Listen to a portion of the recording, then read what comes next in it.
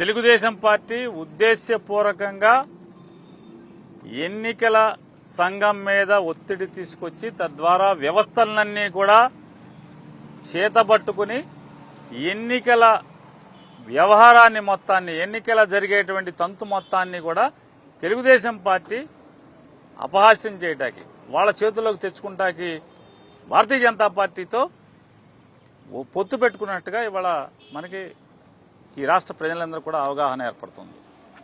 ఇవాళ రాష్ట్రంలో ఏ మూల చూసినా కూడా తెలుగుదేశం పార్టీ దుందుడుకు చర్యలు దౌర్జన్య కాండలు చేస్తున్నంతసేపు పోలీసు వ్యవస్థ కళ్లప్పగించి చూస్తూ వారి జోలికి వెళ్లకుండా కట్టడి చేయకుండా ఉద్దేశపూర్వకంగా తెలుగుదేశం పార్టీ వారితో లోబడిపోయి లొంగిపోయి ఎక్కడన్నా వైసీపీ వాళ్ళు తెలుగుదేశం చేసినటువంటి దాడులకి తిరుగుదాడి చేస్తుంటే లేకపోతే ఆత్మరక్షణ కోసం వాళ్ళని కాపాడుకునే ప్రయత్నంలో తిరగబడుతుంటే మొత్తం వైసీపీ వాళ్ళందరి మీద కూడా తప్పుడు కేసులు కడతాం.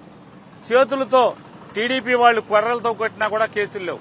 కానీ దాన్ని తిరుగుబాటుగా ఆత్మరక్షణ కోసం వైసీపీ వాళ్ళు చేతులతో ఎక్కడన్నా తిరగబడితే 307 తప్పుడు కేసులు అన్ని డీజీపీ గారికి కూడా చెప్పాం.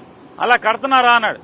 కడుతున్నారని నేను రాతపూర్వకంగా ఇవ్వండి, ఖచ్చితంగా నేను యాక్షన్ తీసుకుంటాను, ఎటువంటి తప్పుడు అధికారి మీదైనా మేము చర్య తీసుకుంటామని చెప్తే వారికి చెప్పాం.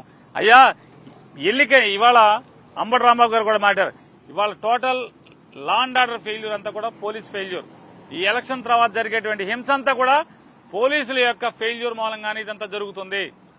ఎక్కడైతే పోలీసులు నిశ్చర్యగా ఉంటున్నారో, ఎక్కడైతే పోలీసులు ఫోన్ కాల్స్ వచ్చినా కూడా యాక్షన్ కి దిగట్లేదో, ఎక్కడైతే తెలుగుదేశం పార్టీ ధ్వంస కార్యక్రమాలు దౌర్జన్యకాండలు చేస్తున్నప్పుడు వాళ్ళు నిలువరించకుండా వాళ్ళని కట్టడి చేయకుండా ఎక్కడ ఉంటున్నారో అక్కడే ఈ కార్యక్రమాలన్నీ జరుగుతున్నాయి. తిరుపతి చూసుకుందాం. తిరుపతిలో వైఎస్ఆర్ కాంగ్రెస్ పార్టీ నాయకుడు పోలింగ్ స్ట్రాంగ్ రూమ్ దగ్గరికి వెళ్తే అతని కారు మీద దాడి చేసి ధ్వంసం చేస్తే పోలీస్ యాక్షన్ లేదు. కనీసం ఆపిన పోలీసు లేడు. కానీ అది జరిగిన గంటకు కూడా పోలీసు వచ్చి ఆపటం గాని, పోలీసు వచ్చి వాళ్ళని అరెస్టులు చేయడం గాని, చట్టపరమైన చర్యలు తీసుకోవడం గాని చేయకపోబట్టే ఇవాళ తిరుగుబాటు ఇదంతా కూడా. వెంటనే వైఎస్ఆర్ కాంగ్రెస్ పార్టీ వాళ్ళు పోలీసులు చేస్తున్నటువంటి తప్పుడు చర్యలకి మరి తిరుగుబాటు చేస్తే ఇవాళ ఏదో పెద్ద అక్కడ ఏదో జరిగిపోతుందని.